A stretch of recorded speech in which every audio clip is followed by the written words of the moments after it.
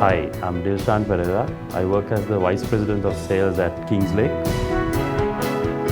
I come with 15 plus years of experience in sales and marketing and mainly on the IT industry. So if you take Kingslake as an organization, we are more focused on mid-size manufacturing organizations in Sri Lanka and worldwide as well. We help them grow with their business.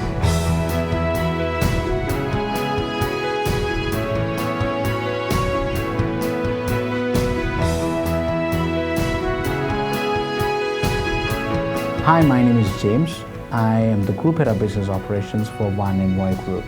I did my studies at Dimasonet College in Thaldana and did my Masters at Cardiff Metropolitan University. We were focusing on developing and bringing up all of the products, but to highlight Job Envoy, we provide job opportunities for the Sri Lankans, both locally and abroad.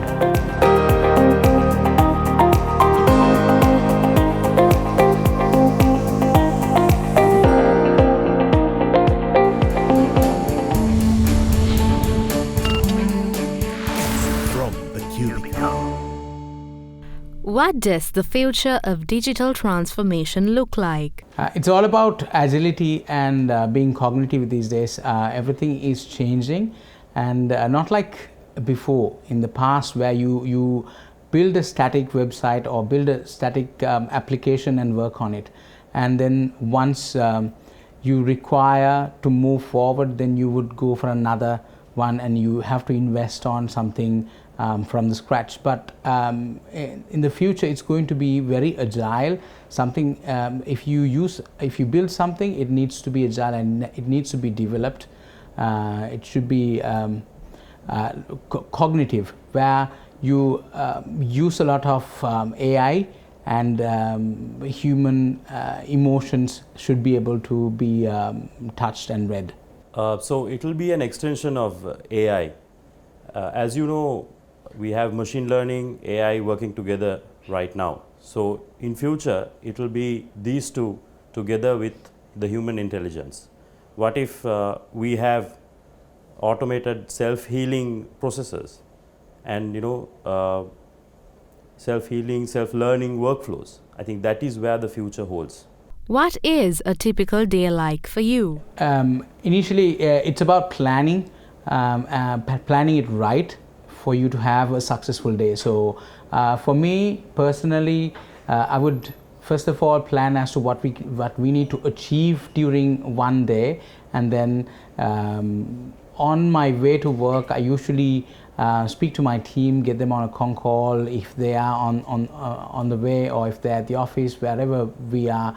We just take that time to discuss about the things that we need to achieve within that day, and then the task and what is impeding our progress, so that when we reach the office and when we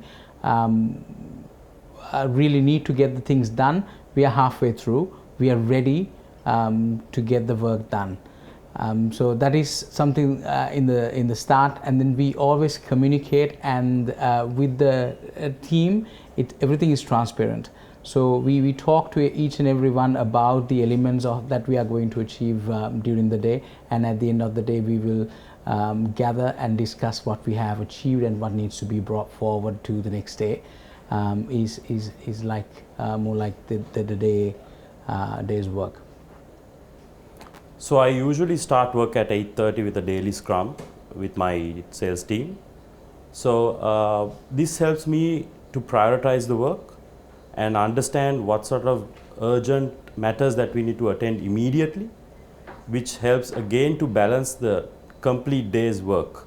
So by the end of the day, we will have a wrap-up meeting where we will understand what we've gone through the entire day, whether we have completed what we've worked on and what we planned, and focus and plan for the next day's meetings as well as the workload. What was your first big breakthrough in the industry? It's all about, first of all, we had a very, in the previous question also I've kind of explained, it was a very basic set up or a web application where people can apply for their jobs, and then the CVs will be forwarded to companies automatically without being screened or anything like that. But the breakthrough is that we sat and redesigned, re-innovated the entire platform where as to how we accept applications for positions. So this kind of helped us in understanding the algorithms, and then to figure out how we can push the CVs for the right positions only. So we have included a little bit of AI, which is in development right now, and the platform, as I said before, is very agile, so we are not afraid to move forward. We are future ready. So this is a breakthrough of implementing and releasing a job application portal called Job Envoy, where people can really utilize that, and then it will screen people online on the platform itself before sending the CVs, before selecting the CVs to be sent to different positions. This for me is a real breakthrough. So we've actually focused on our day-to-day work. We were going through the same scenarios using same technology. But looking at the future and what the world is moving into, we took up, I think would say, a tough challenge, and we built a platform which is a rapid development tool which is called smartapps.lk. So that was our breakthrough. That has the capabilities of using machine learning and AI as a part of it, and try to develop applications on top of the platform to help these mid-sized organizations grow into the enterprise level that they want to. So yes, it's smartapps.lk was our breakthrough. Have you ever taken a role in a company that hasn't fit into your long-term career plans? Yeah, that would be when as soon as I completed my studies, advanced levels, and then I was looking for job opportunities while looking for further education. And then IT was the trend then as now. And though IT was my passion, I was looking for something to be started really quickly. So I've joined one of these companies which was not in line with my dream and passion. I went for the job, and then they selected me immediately as a fresher, and then assigned me some tasks that was like very, it's not in line with the focus I had. So it took me a couple of days and a couple of weeks probably to realize that's not my passion, so I had to give it up. But I've learned something out of it. Yes, I have.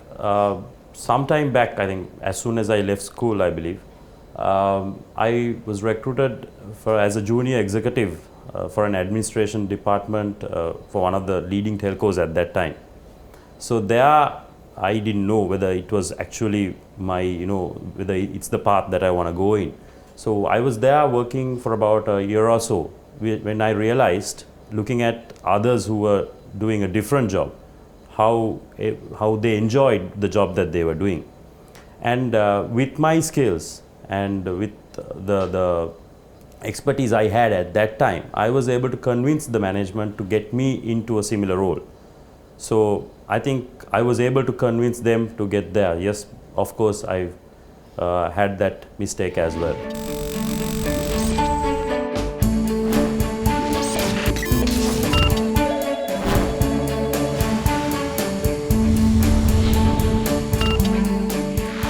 From the Cubicle. How do you handle a larger than average workload? When you get a workload which is huge and which is tedious, first, in my experience, what I usually do is you break it into different segments or different areas first. You wouldn't look at the entire project or entire thing as a whole. You break it into small projects or small areas, and then look at it, and then you funnel it towards one goal at the end. When you achieve all of these segmented areas, and then when you complete all of that, the final result will be a a complete thing. So that is how I look at larger projects. So as I mentioned earlier, I prioritize my work. So this actually helps me to set achievable but realistic targets. So also sometimes, taking a break also helps. So you have time to relax and understand what would be the solution for this and how can you reduce your workload and the pressure that you get through it. How do you handle stress? Stress is something that we create in our heads, I would say personally. If you want to take something as a stress, then it'll always be a stress, and then it'll always bother you. But if you look at it as a challenge, and if you look at it as something that you can achieve but with a different approach, then it'll be easier for you to get through that stress. So for an example, let's say you have something that you need to complete within a very shorter period of time, and then you are running out of time, and then if you look at it as a stress, then you will always worry about, okay, how I'm gonna get this completed. But in the similar situation, where if you look at how to utilize your resources in a different way, or how to if it is really tedious, or if it is really hard to achieve it during that time, keeping the customer informed and then letting them know there can be a delay, but we are trying our level best, being transparent and communicating as much as possible will help you. So that is how I would deal with situations like that. So I have the capability of multitasking as a person, and I feel stress helps me get motivated and gets my day productive. As long as I plan ahead and focus on what my priorities are, stress at a certain level is fine for me. So I am able to manage my stress levels and get myself motivated and productive at the same time. What do you enjoy the most about being a business leader? It's about human interaction. I always love to be with people, love to communicate and talk to people and hear their ideas, and then that way you get to know what other people would think of a certain problem or an issue or something that we want to achieve. You're looking at a 360-degree solution and something that you wouldn't know. So that interests me, to listen to people and then come to a conclusion as a group of people or as a team rather than an individual. That motivates me the most. So basically I enjoy working with a team, and other thing is I like to help people out. So these two coming together has helped me to enjoy my work and as well as manage my stress. So for also that at my current organization at Kingslake, we work as a family. So my team and I work as a family, and we make sure that we enjoy every bit of what we do.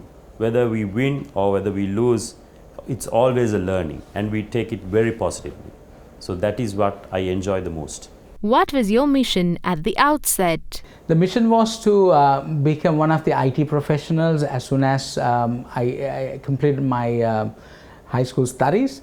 So I thought, okay, just like the others, I would also should be in the IT industry, picking up an IT position and then studying IT further.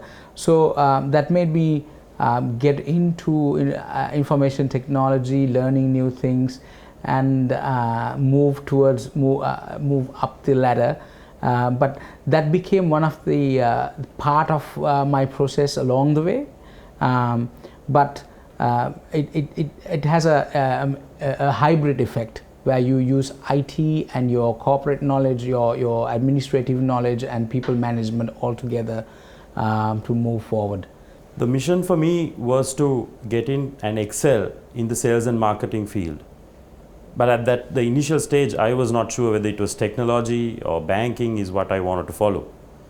But as I mentioned before, I always had a knack for technology. So I always went through, wanted to do research and find out what new technology is and things like that. So with the experience that I carried along the way, helped me to understand where and what I need to drive on. So that is what made me use my mission and where I am right now on technology and helping people out. If you had one piece of advice to someone just starting out, what would it be? It's very simple. You have to be genuine, and you have to have a cause in your life, and you have to always ask and follow the why factor. A lot of people would do something and they will do it for, they will have many reasons, but understanding why you are doing it is very important. That's the core of whatever you do that brings you to success. So just to summarize, be honest and then know why you're doing whatever you're doing. I would say have a goal and figure out whether your goal is aligned with the dreams that you have, and then drive towards your dreams where you will achieve your goal. That's my advice to you.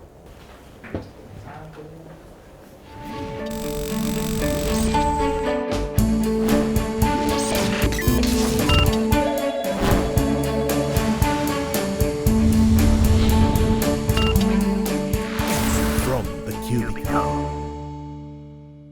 What do you know of each other as business leaders? About Dilshan, I've heard about Dilshan and the company basically as IT professionals who would provide 360-degree solutions to the Sri Lankan market. Initially, they have started in the UK, and I think they have deployed all over the world right now with a footprint in most of the countries. So, which is a good thing. When you are evolving, when you're bringing your business to the next level, you have to set your foot on the other countries as well. So I just met James, and from what we were discussing, I think he heads the operations at the Envoy Holdings. Of course, which is a diversified group, which has, from starting from human capital to real estate to other ventures, which is also I would say this country, what this country needs. This country needs its own mushrooms. So this is a mushroom, but which does not go off as soon as you are blown out. So I think that's what we need as a country. What advice would you tell the other? I think it's more than an advice. I think it's being future ready. In the ever-growing market, I think we people like us need to be in contact. We need to meet at more events, and then we need to go and talk to people and figure out how we can spread our businesses across above and beyond in the country and out of this country around the world. So I would say when you are spreading wings, we need to work together now, not like in the past where you work alone. You have to work together. You may be in different companies, in different businesses, but the future is where you get together, provide bespoke solutions to clients. So that's my advice to you. So more than an advice, I think what I would like to suggest is that we work together as two organizations and as two individuals in this professional environment. Because I think I agree with James, because future is working together. Gone are the days where as an individual you used to go to market and try to develop your market or your business, which right now requires a lot of influence.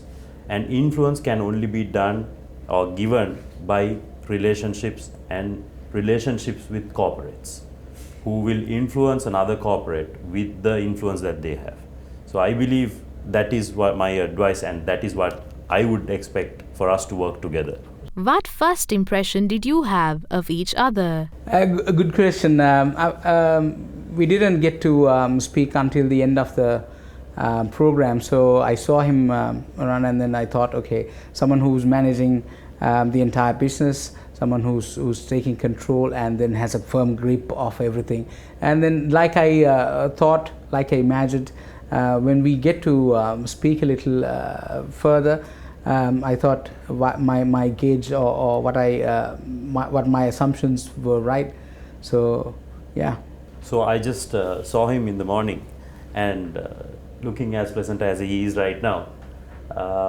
So yeah, I guess pleasant, young blood, and working together with his team has shown this country what it looks like to be in the field of business. So yeah, that's about it. What do you think of each other's venture? I think it is a need of the hour. More than before, more than the years in the past. IT providing 360-degree solutions is what we need right now, because usually in the past people would get one solution from one company, another solution from another company, and then managing this is very cumbersome and very tedious. But with a solution like his, it would mean to a company that they don't have to have a hassle of managing everything different in different ways with different companies, but they would do everything for you.